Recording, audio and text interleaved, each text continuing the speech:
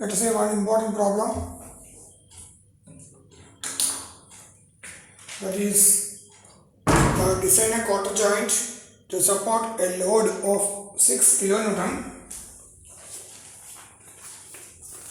Permissible design stresses are in tension 16 Newton per mm square, that is sigma T, in crushing 19 Newton per mm square sigma C, in shear 40 Newton per mm square, that is tau. This is our question. അപ്പോൾ tension എന്ന് പറയുമ്പോൾ sigma T എന്ന് represent ചെയ്യാം. അതേമാതിരി sigma C എന്ന് പറയുന്നത് crushing represent ചെയ്യാം. In shear എന്ന് പറയുമ്പോൾ നമുക്കതിന് ടൗ എന്ന് റെപ്രസെൻ്റ് ചെയ്യാം. കാരണം അത് സംശയം ഉണ്ടെങ്കിൽ ഇവിടെ നോക്കിയാൽ മതി. ഡാറ്റാ ബുക്ക് പേജ് നമ്പർ 66 ഉണ്ടാവും. ഡാറ്റാ ബുക്ക് പേജ് നമ്പർ 66 കാണാൻ പറ്റും. ഇനി നമ്മൾ based on this question we have to write the given data. So axial load P. So ഇതാണ് നമ്മുടെ ഫിഗർ. ഇതാണ് ക്വാർട്ടർ ജോയിൻറ്റ് ആണല്ലേ. This is quarter joint. അപ്പോൾ ക്വാർട്ടർ ജോയിൻറ്റിൻ്റെ പ്രോബ്ലം എക്സാമിന് കാണുമ്പോൾ you should refer data book page number 66. So axial load P is given. ഇതാണ് axial load ഉണ്ടോ ഈ രണ്ട് സൈഡിൽ. Axial load P is given. Then sigma T is given, sigma C is given, and tau is given. Now refer data book page number 66. You can see this figure. So first of all, ഇങ്ങനൊരു question കിട്ടിയ ഉടനെ തന്നെ ആദ്യം നമ്മൾ ചെയ്യേണ്ടത് ഇതിന് diameter കണ്ടുപിടിക്കണം. നമ്മൾ ഇത് ഈ കാണുന്ന ഈ റോഡ് ഈ ഡയമീറ്റർ നമ്മൾ ആദ്യം കണ്ടുപിടിക്കണം. So for that our equation is P is equal to pi by 4 to d square into sigma T. Refer data book page number 65. ഇതാണ് 65 ഇവിടെ കാണാൻ പറ്റും. 4.16a എന്ന് പറഞ്ഞിട്ട്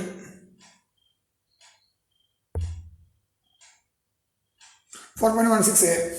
സോ അതിനകത്ത് 6000 ഈസ് ഗിവൺ. സോ സബ്സ്റ്റിറ്റ്യൂട്ട് ചെയ്യുക. ഡയറക്റ്റ് സബ്സ്റ്റിറ്റ്യൂഷൻ ആണ്. Pi by 4 to D square to sigma T is given 60. അപ്പോൾ സബ്സ്റ്റിറ്റ്യൂട്ട് ചെയ്യുന്ന സമയത്ത് യു വിൽ ഗെറ്റ് 11.28 mm. അപ്പോൾ അതിനെ നമ്മൾ റൗണ്ട് ചെയ്യാം. റൗണ്ട് ചെയ്യുമ്പോൾ നമുക്ക് കിട്ടും D is equal to 12 mm എന്ന് കിട്ടും. അപ്പോൾ അതിന് ഞാൻ ചെയ്തത് ഡാറ്റാ ബുക്ക് പേജ് നമ്പർ 57 എടുത്താൽ ഇവിടെ കാണാൻ പറ്റും. ഇവിടെ ഇങ്ങനെ ഒരുപാട് ഷാഫ്റ്റിന് ഡയമീറ്റർ ഇവിടെ ഇങ്ങനെ കൊടുത്തിട്ടുണ്ട്. അപ്പോൾ അതിനകത്ത് നമുക്കിപ്പോൾ കിട്ടുന്നത് 11.22 ആണ്, 28. സോ അതിന് തൊട്ടടുത്ത് വരുന്നത് 12 ആണ്. So you have to choose 12.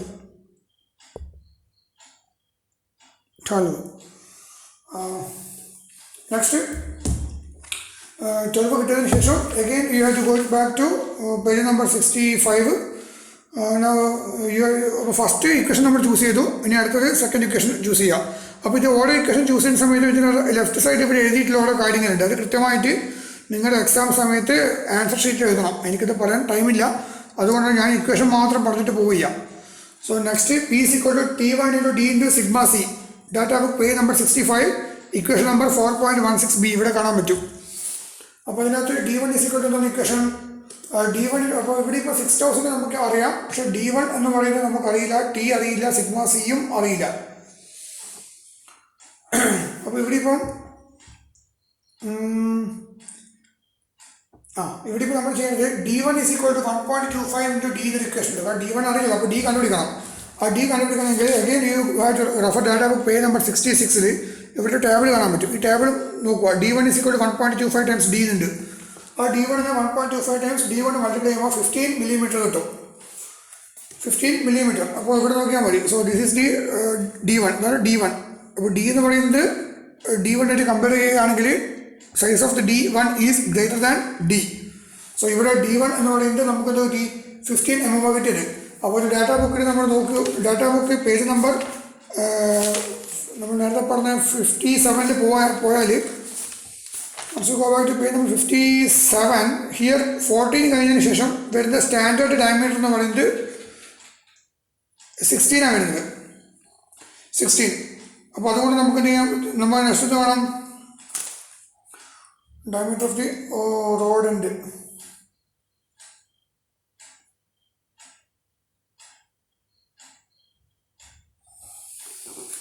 D1 എന്ന് പറയുമ്പോൾ നമുക്ക് എന്ത് ചെയ്യാം 16 എടുക്കാം. കാരണം 15 എടുത്ത് വരുന്നത് 16 അല്ലേ. So choose D1 equal to 16 mm. ഇനി എന്ത് ചെയ്യണം, ഈ D1 വെച്ചിട്ട് നമുക്ക് കണ്ടുപിടിക്കാൻ പറ്റും, T കണ്ടുപിടിക്കാൻ പറ്റും. Data book page number 66 T is equal to 0.25 times d1 എന്നൊരു ഇക്വേഷൻ ഉണ്ട്.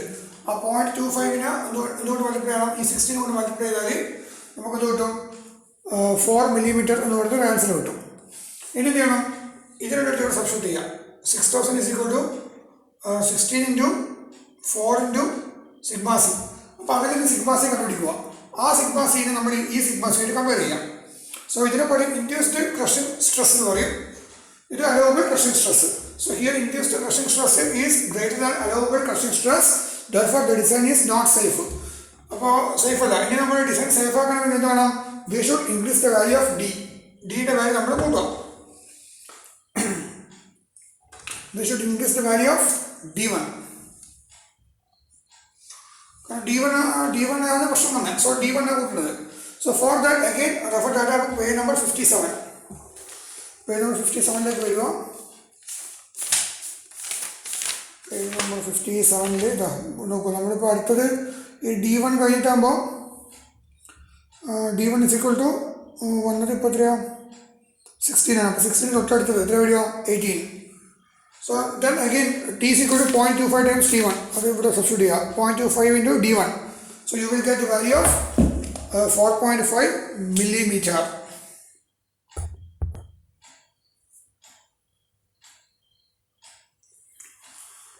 Now for data book page number 65. So here 65, p is equal to d1 into t into sigma c. It is very clear in data book page number 65.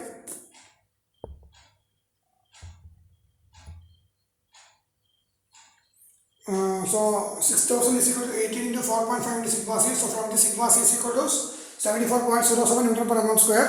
Since the induced crushing stress is less than allowable crushing stress, now the design is safe. In the next number, in total equation, b is equal to pi by 4 into d1 square minus d1 t into sigma t. Data page number 65. Refer here. Then we will do equation 1 by 1 by 1 ആയിട്ട് പോകണം. ഇത്രയേ ഉള്ളൂ ഈ ഡിസൈനിൻ്റെ ഒരു problem ഈ quarter ജേർണിയുടെ കേസിൽ. So pi by 4 to d1 square minus d1 to t into sigma t. Data book page number 65. So 6000 is equal to the value of d1 is equal to the 18 square into pi by 4 is equal to 254.34 minus d1 into t. T is 4.5. 4.5 into 81. 4.5 into 18 equal to 81 value. 4.5 into 18. Okay. 18 into 4.5 is equal to 81 times sigma t. So sigma t is equal to 34.6 Newton per mm square. Sigma c value is 34.6 Newton per mm square. So since the induced tensile stress is less than allowable tensile stress, now the design is also safe. Tension sigma t എന്ന് പറയുന്നത് 60 ആണ് ക്വസ്റ്റ്യനിൽ തന്നിട്ടുള്ളത്. അപ്പോൾ അതുമായിട്ട് compare ചെയ്യുമ്പോൾ sigma ടിയുടെ value കുറവായതിനാൽ ഡിസൈൻ ഈസ് സേഫ്. ഇനി അതിന് ശേഷം തൊട്ടടുത്ത ഇക്വേഷനിലേക്ക് പോവാം. ദാറ്റ് ഈസ് 4.16 ഡിയിൽ വരിക. Page number 65. P is equal to pi by 4 d2 square minus d1 square into sigma c. അപ്പോൾ ഇവിടെ ഇപ്പോൾ നമ്മൾ സിഗ്മ സിയെ കണ്ടുപിടിക്കേണ്ടത്. ആ സിഗ്മ സി എന്ന് പറയുന്നത് ഇൻഡ്യൂസ്ഡ് ക്രഷിംഗ് സ്ട്രെസ് ആയിരിക്കും. അതിനെ മറ്റൊരു കമ്പയർ ചെയ്യാം. അപ്പോൾ ഇവിടെ ഇപ്പോൾ d1 d2 അറിയില്ല. d2 കണ്ടുപിടിക്കണമെങ്കിൽ ഡാറ്റ പേജ് നമ്പർ 66 ഈ ടേബിൾ നോക്കി കാണാൻ പറ്റും. You will get the value of d2. d2 is equal to equation 1.5 into d കാണാൻ പറ്റും. So 1.5 into d is 12. So that is equal to 18 mm. Now again from the data book page number 66, figure 4.4. Once you refer this figure, it is very clear that നമ്മൾ ചിത്രം നോക്കുമ്പോൾ മനസ്സിലാവും. ഈ d2 എപ്പോഴും d1-നേക്കാളും വലുതായിരിക്കണം ഈ ചിത്രം ബേസ് ചെയ്തിട്ടാകുമ്പോൾ. ഇത് d1 ആണെങ്കിൽ ഇത് d2 ഇത്രയും വരും. ഇത് d1. സോ d2 എന്ന് പറഞ്ഞാൽ കുറച്ചുകൂടി വലുതാണ്. അപ്പോൾ d2 should be greater than d1. പക്ഷേ ഇവിടെ d1 എന്ന് പറയുന്നത് എത്രയാണ് നമുക്ക് തന്നിട്ടുള്ളത്? 18 ആണ്. ബൈ കാൽക്കുലേഷൻ ഓൾസോ നമുക്ക് എത്ര കിട്ടുന്നത്? d2 18. അപ്പോൾ രണ്ടും ഈക്വൽ ഒരിക്കലും ആവില്ല. അപ്പോൾ അതുകൊണ്ട് d2 എന്ന് പറയുന്നത് d1-നെക്കാട്ടും കുറച്ചുകൂടി വലുതായിട്ടുള്ള ഡയമീറ്റർ വേണം നമ്മൾ ചൂസ് ചെയ്യാൻ. For that you have to go to data book page number 57. Page number 57 പോവാം. 57 പോയിട്ട് ഇവിടെ കാണാൻ പറ്റും. ദാറ്റ് ഈസ് 18 തൊട്ടടുത്ത് വരുന്നത് എത്രയാണ്? 20. സോ അങ്ങനെയാണ് d2 is equal to 20 എടുത്തു. ഇനി അഗൈൻ നമ്മൾ സബ്സ്റ്റിറ്റ്യൂട്ട് ചെയ്യാം. Same equation pi by 4 into 20 square minus 18 square into sigma c. So solving summary sigma c equal to 100.5 Newton per mm square. Since the induced sigma c, ഇവിടെ ഈ sigma c എന്ന് പറയുന്നത് അലോവലിനെക്കാട്ടും വലുതാണ്, അപ്പോൾ പ്രശ്നമാണ്. So the design is not safe. So അതുകൊണ്ട് നമ്മൾ എന്ത് വേണം, ഈ ഡീറ്റിയുടെ ഡയമീറ്റർ പിന്നെയും കൂടണം. അതിന് വീണ്ടും ഡാറ്റ പേജ് നമ്പർ 57 പോവാം. അപ്പോൾ പോയിട്ട് നമ്മൾ റെഫർ ചെയ്യുമ്പോൾ you will get the value of d2 equal to 22 mm എടുത്ത് വീണ്ടും ഇതേമാതിരി ടെസ്റ്റ് ചെയ്യാം. അങ്ങനെ ചെയ്ത് നോക്കുമ്പോൾ നമുക്ക് കിട്ടും sigma c equal to 47.7 Newton per mm square കിട്ടും.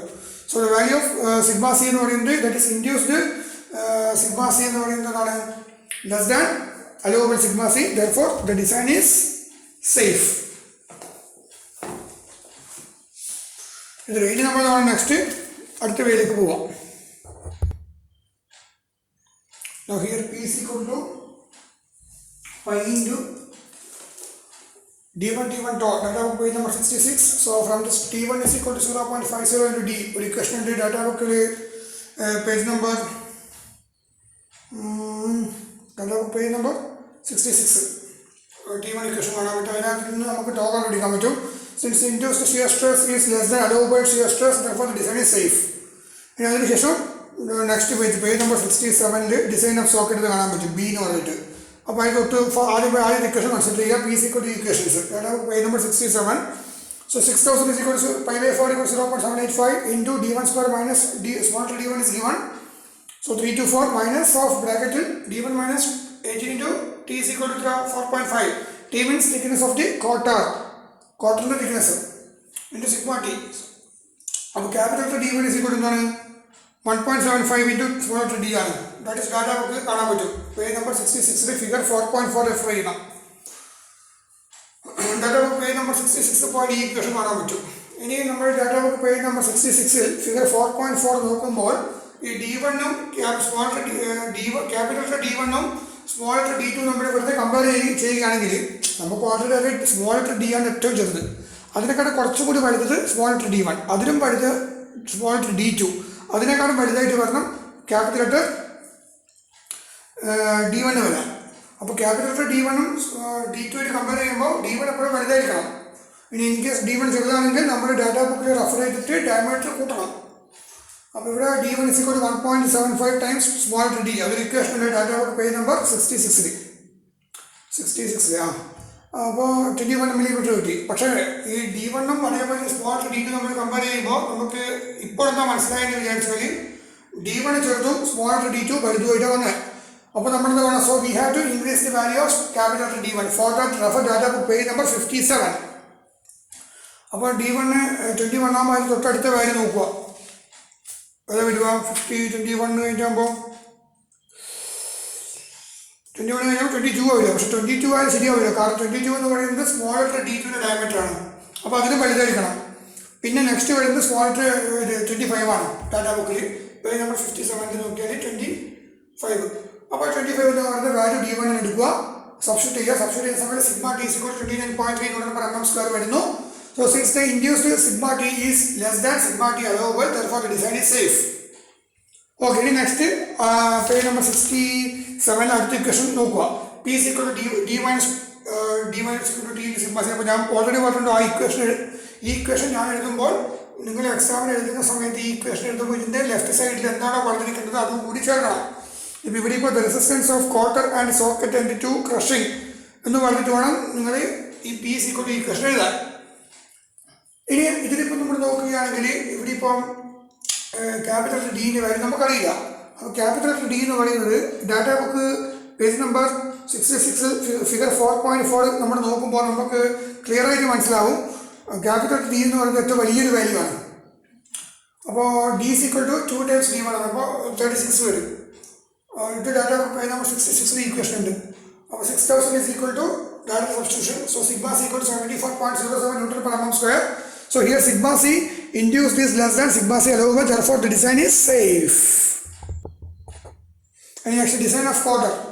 P is equal to 2bt tau. Data page number 67 കാണാൻ പറ്റും. b എന്ന് പറയുന്നത് width of the quarter, t എന്ന് പറയുന്നത് thickness of the quarter, l means length of the quarter ആണ്. length of the quarter already calculation 4 times 4 into d ആണ്. അപ്പോൾ അത് ഡാറ്റ ബുക്കിൽ ഇല്ല. അപ്പോൾ ഇക്വേഷൻ നിങ്ങൾക്ക് മനസ്സിലാക്കുക. 4 into d ആണ് length of the quarter already calculation. അപ്പോൾ design of quarter p equal to 2bt tau. അപ്പോൾ ക്യാപിറ്റൽ ബി ഈ ബി കണ്ടുപിടിക്കാൻ ഇക്വേഷൻ 1.25 into d1 ആണ്. ആ ഡാറ്റ ബുക്ക് പേജ് നമ്പർ 66 പോയി കാണാൻ പറ്റും. സബ്സ്റ്റിറ്റ്യൂട്ട് ചെയ്യുക 22.5 മില്ലിമീറ്റർ കിട്ടും. നെക്സ്റ്റ് ഇതിന് ഇവിടെ സബ്സ്റ്റിറ്റ്യൂട്ട് ചെയ്യുമ്പോൾ 6000 is equal to 2 into 22.5 into thickness of the quarter into tau.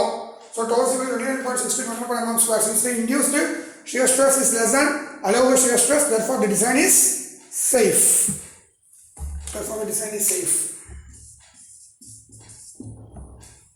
ഇത്രയാണ് ഈ പ്രോബ്ലം സോൾവ് ചെയ്യുമ്പോൾ നിങ്ങൾ ഓർമ്മിക്കേണ്ട സ്റ്റെപ്സ്. Thank you.